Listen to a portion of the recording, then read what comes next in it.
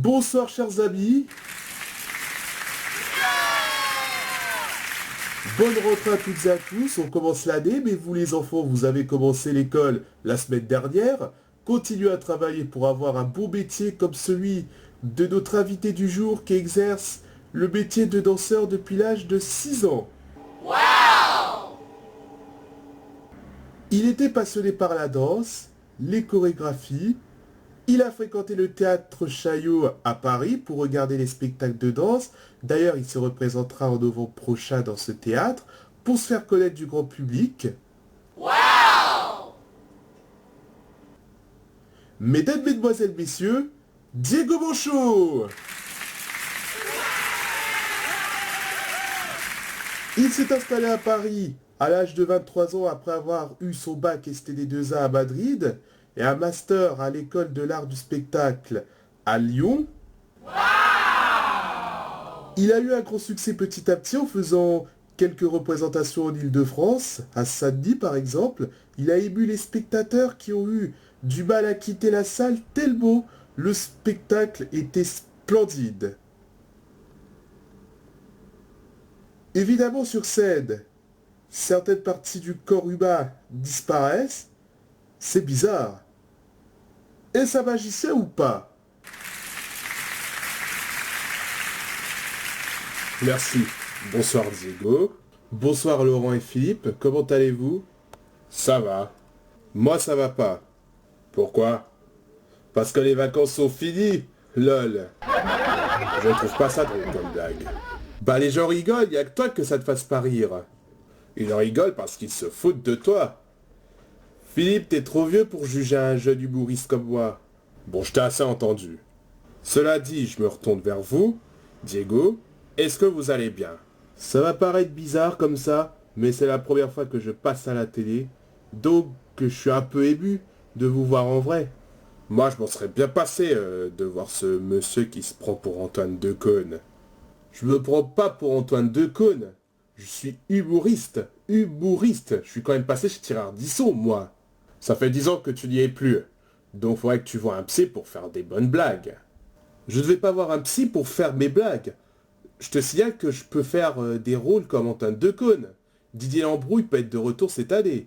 Ah oui, tu commences quand? Écoutez, vous m'avez invité sur ce plateau pour savoir des choses sur moi. Excusez-moi, il est vrai qu'on ne vous connaît pas tellement. Bah, moi aussi je suis sur le plateau. On m'a fiché pour travailler ici. Si t'es pas content, tu peux te casser. Ça nous fera des vacances, tu vois. Moi aussi, je peux me mettre en colère. À ce rythme-là, on va finir au zapping. On est en train de se donner en spectacle. En plus, un premier jour, enfin, tu te donnes en spectacle. Trop facile parce que ça fait des années que tu présentes nulle part ailleurs, mais moi je suis là comme un con à faire une blague pour être repris de façon méprisante par un vieux crouton. Bon, ça suffit maintenant. Je ne veux plus t'entendre. Maintenant, on a déjà assez perdu de temps comme ça. Et on va essayer de faire connaître au grand public ce fabuleux danseur.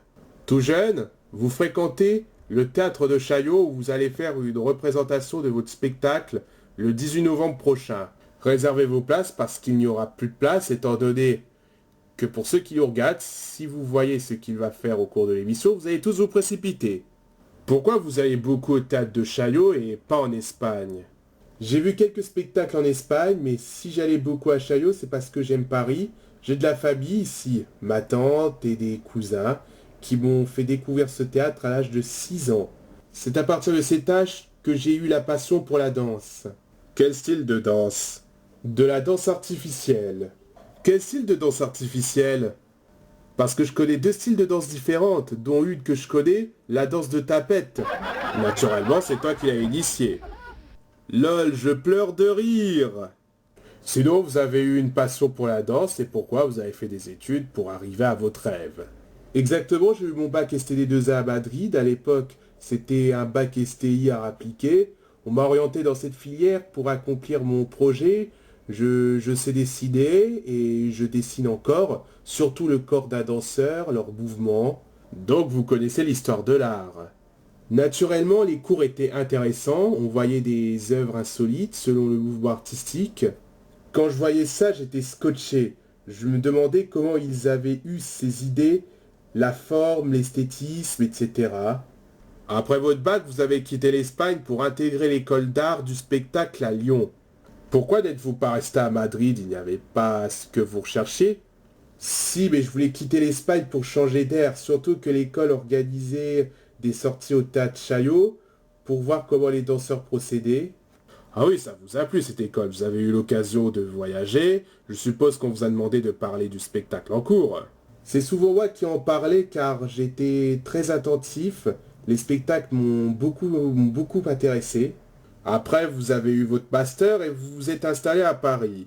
Là où j'ai trouvé un coach, à vrai dire un chorégraphe, qui m'aide à réaliser de bonnes chorégraphies, et avec qui, grâce à lui, j'ai fait quelques représentations dont je vais en faire une tout à l'heure.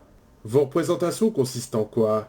À faire étonner les gens grâce au concept de mon spectacle. Quel est votre concept alors? Bah regardez, quand je suis sur scène, certaines parties de mon corps disparaissent. Comment ça? Regardez, vous allez comprendre. Bah, où est votre bras gauche? Il a disparu. Il viendra apparaître. C'est moi qui viens de le faire apparaître. Ah oui, certaines parties de votre corps disparaissent en effet, mais comment vous faites ça?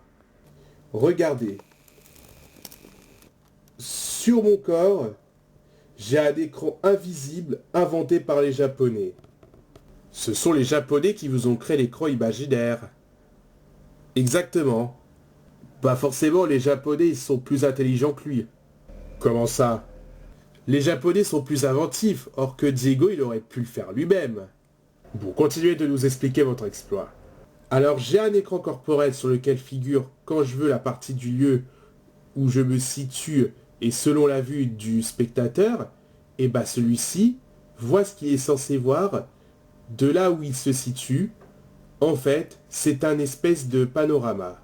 Donc l'écran détecte l'endroit, la vue selon le spectateur. Exactement, je tiens à préciser que mon bras disparaît selon ma pensée. Selon votre pensée. Un système est connecté à mon cerveau grâce à mes pensées. Ce système va les détecter et mes parties de mon corps vont disparaître. Ah oui, efficace, faudrait en parler à Jérôme Bonaldi, ça lui donnera des idées.